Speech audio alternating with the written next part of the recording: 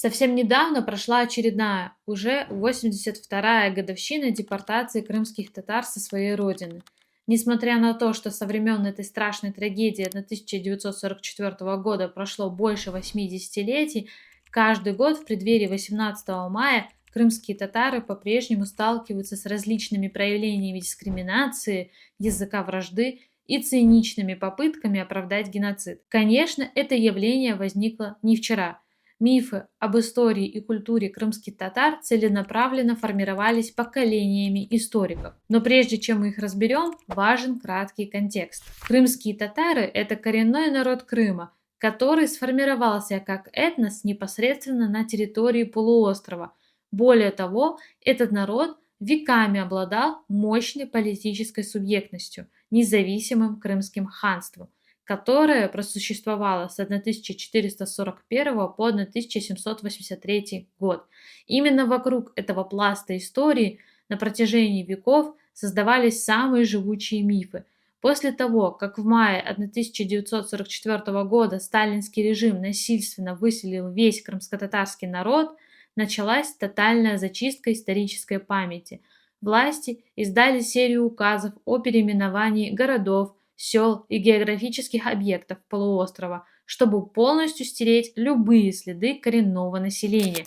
Крымско-татарские названия заменялись безликими советскими. Например, село Сартана в Карасу-Базарском районе стало Алексеевкой, а Кучук-Сюрень превратилась в Верхнесадовое. Исторический Карасу-Базар стал Белогорским. Символично, что один из финальных указов о переименовании сотен деревень был подписан ровно через 4 года после трагедии, 18 мая 1948 году. А уже на 8-й год после депортации, тоже в мае, в 1952 году в Симферополе прошла объединенная научная сессия Академии наук СССР. Чтобы вы понимали, это не была просто региональная конференция, это было всесоюзное идеологическое собрание. Основным аргументом при его создании являлась необходимость срочной оценки так называемого славянского фактора в древней и средневековой истории Крыма. Повышенный интерес советского руководства к этому вопросу возник сразу после освобождения полуострова от немецко-фашистских захватчиков и выселения крымских татар. В то время искусственно раздуваемый славянский вопрос приобрел огромную популярность в общественной и научной среде. Он преподносился как закономерная реакция на готский вопрос, который нацистская пропаганда использовала в годы оккупации для обоснования исторических прав Германии на Крым. Однако на деле эта конференция преследовала также другую цель– оправдать депортацию крымских татар и закрепить новые демографические реалии. Новые методички по изучению истории Крыма были разосланы по всему Советскому Союзу. На этой сессии было решено искусственно возвеличить роль античной греческой истории и Византии, а вот многовековая история Крымского ханства и уникальная культура крымских татар были намеренно нивелированы и стерты. И я не говорю о том, что плохо изучать античную цивилизацию в Крыму. Я хочу лишь обратить ваше внимание на сформировавшийся несправедливый подход к изучению разных исторических периодов Крыма. Именно по итогам этой конференции вышла программная брошюра, составленная под руководством партийных идеологов и академика Бориса Рыбакова об ошибках в изучении истории Крыма и о задачах дальнейших исследований. Именно в ней было официально озвучен и закреплен в советских учебниках псевдоисторический тезис, цитирую, «Крымское ханство– это исключительно паразитическое государство». Теперь перейдем непосредственно к разбору самих исторических мифов про крымских татар. Миф номер 1. Крымские татары– это пришлые кочевники, остатки Золотой Орды, не имеющие корней в Крыму. Начнем с вопроса, который кажется простым, но на самом деле является ключом ко всему остальному. Почему после 1944 года советская власть запретила использовать словосочетание «крымские татары» или «татары Крыма»?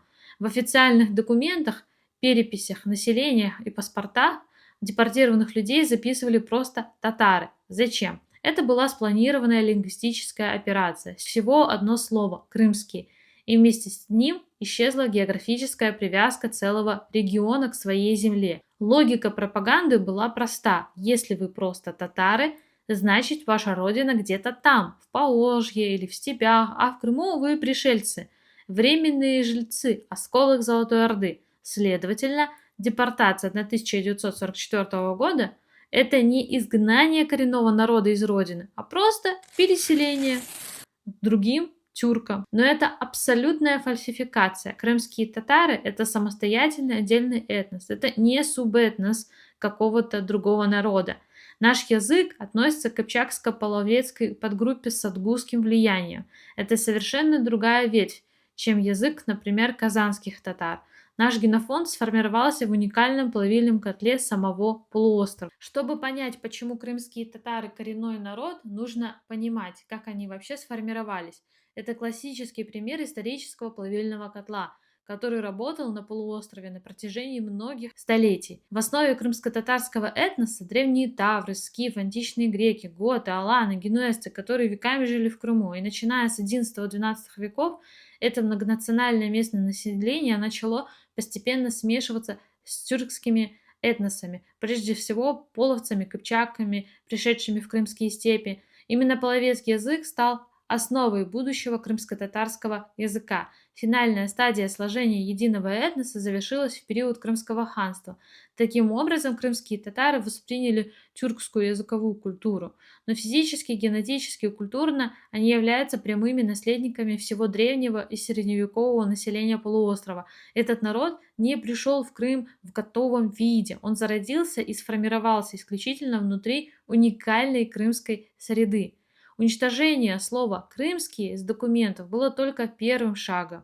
Следующим стала фальсификация самой истории полуострова. На объединенной сессии Академии наук СССР 1952 года советским историкам была поставлена официальная задача, и она прямо зафиксирована в директиве Рыбакова. Цитирую. «Всесторонне показать многовековые связи Крыма с русским народом и доказать, что славяне являлись древнейшим населением полуострова». Что это означало на практике? В учебную литературу вошли гипотезы об автохтонном присутствии славян в Крыму, чуть ли не с первых веков нашей эры. Одновременно дертюркское население самих крымских татар полностью игнорировали, а их культура объявлялась механически привнесенной извне. В пункте 11 той же директивы прямо написано: все кочевые орды, как, например, хазары, половцы, татары, соприкасавшиеся с Крымом, резко тормозили его развитие. Эти положения должны быть взяты за основу при оценке историографии Крыма. То есть новому населению, заселившему Крым после депортации, нужно было дать историческую легитимность, и советская наука эту легитимность производила по государственному заказу. Народу, которого только что выслали, отказали не только в родине, но и в самой истории. Миф номер 2. Крымское ханство было лишь паразитическим государством, жившим за счет набегов и работорговли. В 1952 году академик Борис Рыбаков выступил на объединенной сессии Академии наук, про которую мы уже говорили, с докладом об ошибках в изучении истории Крыма. Этот документ не просто научная статья, это государственная директива, определившая, как советские историки, учителя, музейные работники по всему Советскому Союзу, не только в Крыму, должны были трактовать историю Крыма на десятилетия вперед. Что было написано в этой статье про крымских татар? Цитируем дословно, пункт 17. История Крымского ханства не рассматривалась как история паразитического государства, жившего за счет набегов и работорговли, и тормозившего развитие земледельческого населения степей. Обратите внимание на формулировку. Рыбаков не предлагает дискуссию, он фиксирует ошибку, то, что советские историки до сих пор недостаточно жестко осуждали Крымское ханство. Это руководство к действию, но еще показательный пункт 38, цитирую. Крымские краеведческие организации в 1920-1930-х годах уделяли излишнее внимание изучению и любованию средневековой татарской культурой. Вдумайтесь, само изучение восхищения культурой крымских татар объявляется официальной ошибкой советской науки.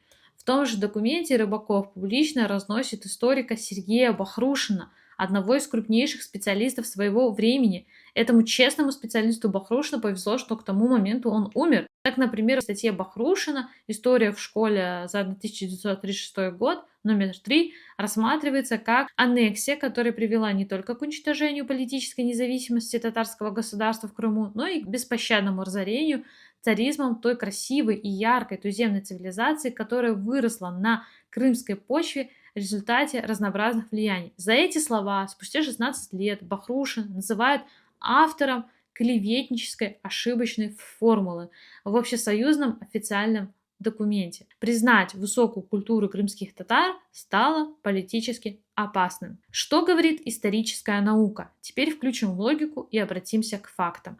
Крымское ханство просуществовало 342 года, с 1441 по 1783 год. Может ли государство функционировать 3,5 века, чеканить собственную монету, вести международную дипломатию и строить города, если его единственный источник дохода – это набеги?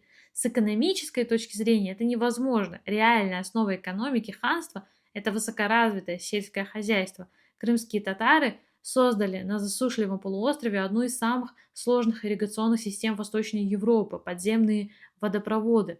Они обеспечивали водой целые районы. Крым в период ханства экспортировал зерно, фрукты, рыбу, соль, кожевные изделия и шелк в Европу и Османскую империю. Полуостров был важнейшим узлом черноморской торговли. Да, набеги и работорговля существовали, и это темная страница истории, которую никто не отрицает.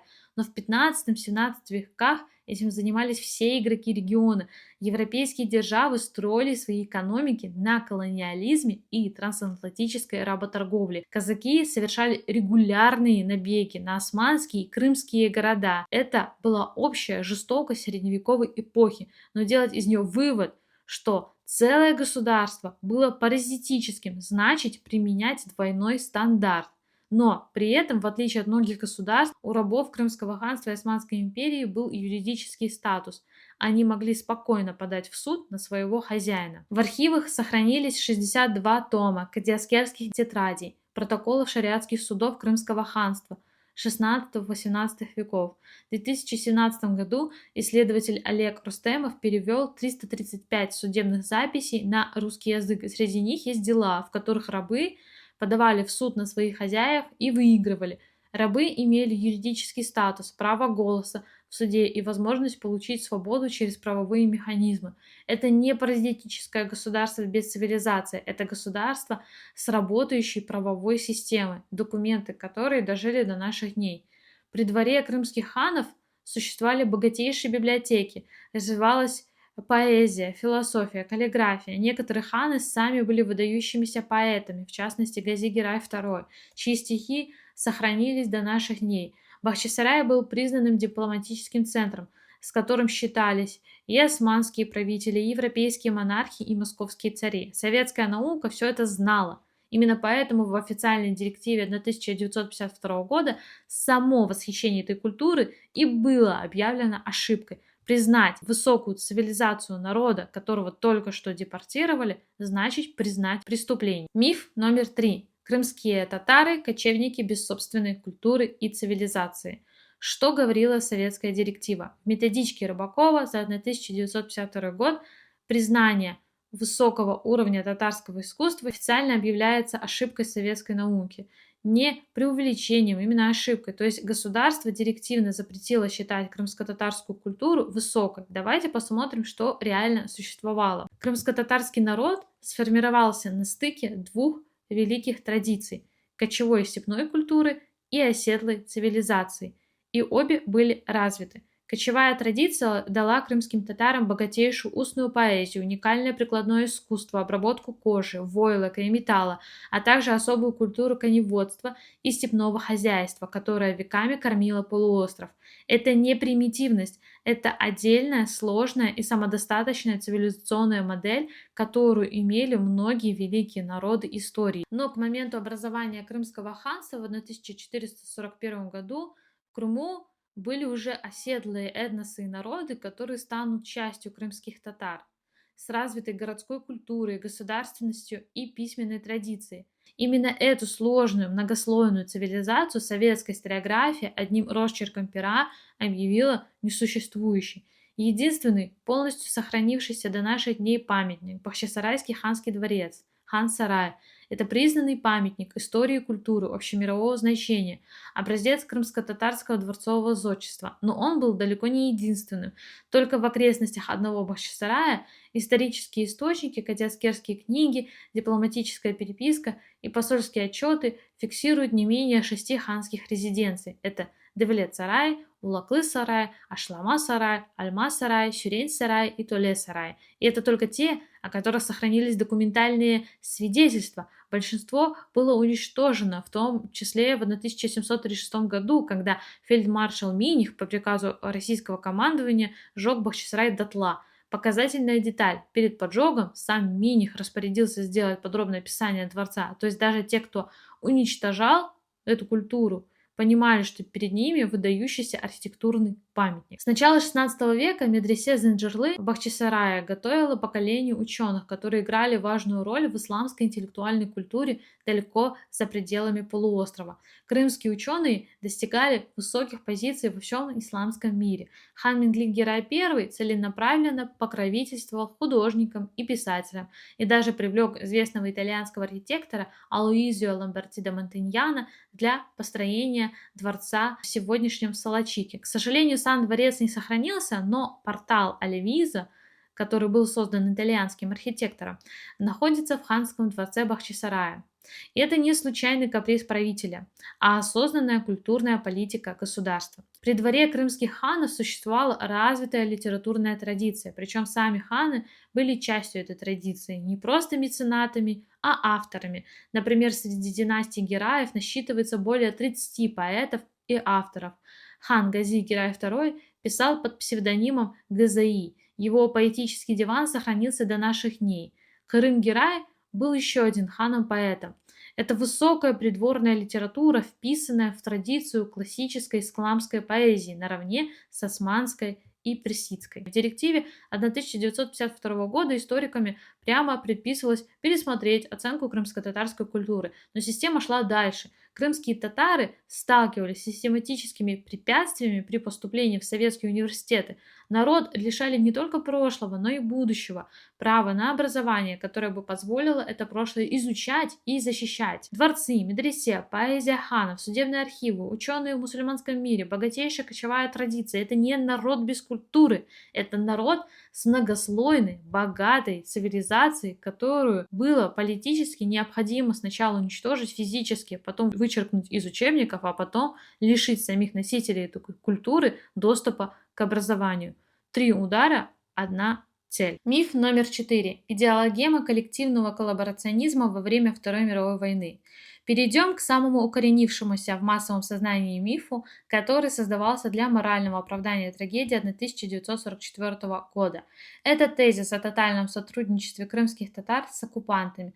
Главным обоснованием депортации стала докладная записка Лаврентия Берии на имя Сталина, где утверждалось, что якобы из частей Красной армии в 1941 году дезертировало свыше 20 тысяч татар, которые изменили родине, перешли на службу к немцам и с оружием в руках боролись против Красной армии. Аналогичные цифры проводились в записях Богдана Кабулова и Ивана Серова. Утверждалось, что ровно 20 тысяч вступили в Красную армию и ровно 20 тысяч дезертировали. Эти цифры звучат математически абсурдно, но их до сих пор продолжают тиражировать в сотнях изданиях, интернет-ресурсах и псевдодокументальных фильмах. Но больше всего сведения о Лаврентии Берии не состыковываются с одним важнейшим архивным документом, который хранится в архивах Крыму. Он был подписан в том же году, в 1944 году, капитаном Забоевым, заместителем начальника отделения НКВД СССР по борьбе с бандитизмом. Согласно его официальной служебной справке, из общего числа мобилизованных из Крыма за 3 года войны в общей сложности дезертировало всего 479 человек. Внутренняя статистика ведомства по борьбе с бандитизмом полностью опровергает пропагандистские цифры, которые Берия готовил для Сталина. Коллаборационизм во время Второй мировой войны был абсолютно у всех народов, оказавшихся под оккупацией. На стороне Третьего рейха воевали сотни тысяч граждан СССР. Весь мир знает о русской освободительной армии генерала Власова, численность которой начислялась сотнями тысяч человек, о казачьих корпусах СС, о коллаборантах в Прибалтике, в Украине, но ни один крупный европейский народ СССР не был подвергнут тотальной депортации по этническому признаку. Сталин применил карательный принцип коллективной ответственности избирательно, исключительно к малым народам. Миф о народе-предателе полностью рассыпается, если мы обратимся к реальным масштабам подвига крымских татар. К званию Героя Советского Союза были представлены 20 крымских татар, причем 4 из них были представлены к этой награде дважды. Для народа, чья численность на этот момент стояла в 232 тысяч человек, это феноменальный, беспрецедентный показатель героизма на душу населения. В рядах вооруженных сил СССР сражались 12 кавалеров Ордена Славы, 2300 офицеров, 200 полковников и подполковников, 300 крымских татар в воздушной армии СССР, включая легендарного аса Амитхана Султана. Коренное население Крыма составило костяк партизанского движения на полуострове. Из 3 крупных партизанских соединений, действующие в крымских лесах, в 2 комиссарами были крымские татары. Комиссаром самого многочисленного по составу южного соединения был Мустафа Селимов, а восточного соединения Рифат Мустафаев. Именно за эту бескомпромиссную помощь партизанам нацисты жестоко карали мирное население. Оккупанты сожгли в Крыму 127 деревень, из них 105 были крымско-татарскими. Такие села, как Улу-Сала и Тау-Бадрак, были сожжены гитлеровцами дотла вместе со всеми жителями. И оправдывать депортацию стариков, женщин, младенцев с сотрудничеством с врагом на фоне сожженных нацистами крымско-татарских деревень и тысяч фронтовиков в окопах — это не просто историческая фальсификация, это за гранью человечности. Документальные свидетельства показывают, что официальная причина была ложью, но что стояло за ней на самом деле? Историки выдвигают несколько версий. Первая теория – геополитическая, Черноморский плацдарм. В 1944 году СССР активно готовилась к потенциальному военному конфликту с Турцией за контроль над Черноморскими проливами Босфор и Дарданеллы. Крым в этой схеме рассматривался как непотопляемый авианосец. Власти проводили тотальную зачистку стратегической зоны от народов, которые считались ментально или исторически близкими к Турции. Именно поэтому, помимо крымских татар, принудительному переселению подверглись турки-месситинцы, курды и химшилы. Есть также вторая теория под названием проект «Крымская Калифорния». Еще в 1920-х годах советское руководство при финансовой поддержке американских организаций рассматривало проект создания в Крыму еврейской автономии. Полуостров фактически находился в залоге под крупные зарубежные векселя. Существует обоснованное мнение, что депортация коренного населения в 1944 году была попыткой Сталина радикально решить крымский вопрос в преддверии новых послевоенных переговоров с США и Великобританией, полностью зачистив территорию для новых геополитических маневров.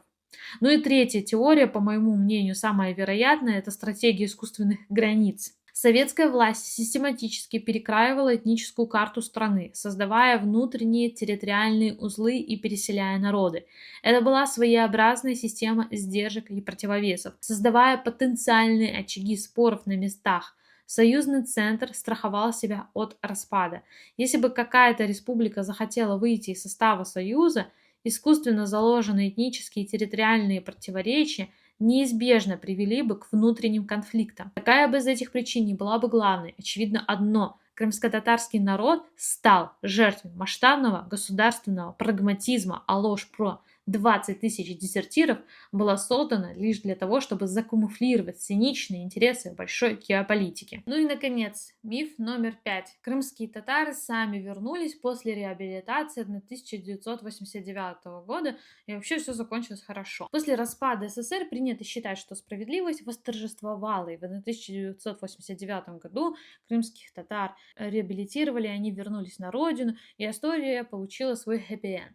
Но, пожалуй, это самый удобный миф из всех, что мы сегодня разобрали, потому что он позволяет закрыть тему и больше о ней не думать. Но давайте посмотрим, что реабилитация 1989 года означала на практике. Указ о реабилитации не предусматривал ни возврата конфискованного имущества, ни компенсации, ни механизма возвращения. Людей юридически, в кавычках, простили, но их дома были заняты, их земли были розданы, их кладбища застроены. Крымская администрация системно саботировала возвращение. Людям отказывали в прописке, не давали земельные участки, не признавали документы. Семьи возвращались и селились буквально на пустырях, в палатках, потом в самодельных домах, без воды и электричества. Это называлось возвращением на родину. Моя бабушка и мой дедушка были депортированы в 1944 году. Когда они наконец-то смогли вернуться в Крым уже с семьями, им не вернули ничего. Ни дома, ни земли, ни возможности вернуться в родной Судак и Алушту. Они смогли поселиться только в Джанкойском районе. Ничего не вернули из того, что было отнято в 1944 году. Их просто реабилитировали на бумаге. И этим посчитали долг закрытым. Эта история не исключение, это правило. И сегодня мы разобрали 5 мифов. Но важно понять, это не 5 отдельных случаев лжи. Это единая непрерывная система, работающая по одной схеме. И на самом деле мифов в нашей истории и культуре еще очень много. Мы только открыли эту тему. Депортация 1944 года, переименование сел в 1948 году, директива Рыбакова в 1952, половинчатая реабилитация. Каждый раз новые инструменты, и каждый раз одни и те же последствия для тех, кто просто хотел жить на своей земле и помнить свою историю. Но самое долгоживущее последствие этой системы не указы и не переименования. Это то, что происходит в головах людей. Мифы, сформированные в советских методичках в 50-х годах, живут до сих пор. Люди, которые никогда не держали в руках ни одного исторического документа, уверенно рассуждают о том, что крымские татары пришлые, предатели или народ без культуры. Они просто повторяют то, что государство вложило в учебники 70 лет назад. Именно поэтому такие видео важны. Не чтобы спорить, не чтобы кому-то что-то доказывать, а показывать источники. Но народ никуда не исчез. Мы здесь, мы помним. И пока мы рассказываем эту историю, она не может быть окончательно переписана. Если это видео было для вас важным, поделитесь им с теми, кому это важно знать. Память– это тоже форма сохранения. Я занимаюсь историей крымских татар профессионально. Веду курсы, читаю лекции, пишу книги. Если хотите углубиться в эту тему, все подробности в моем телеграм-канале. Обязательно подписывайтесь на мои страницы в Инстаграм и в Телеграм. Всего хорошего. До новых встреч!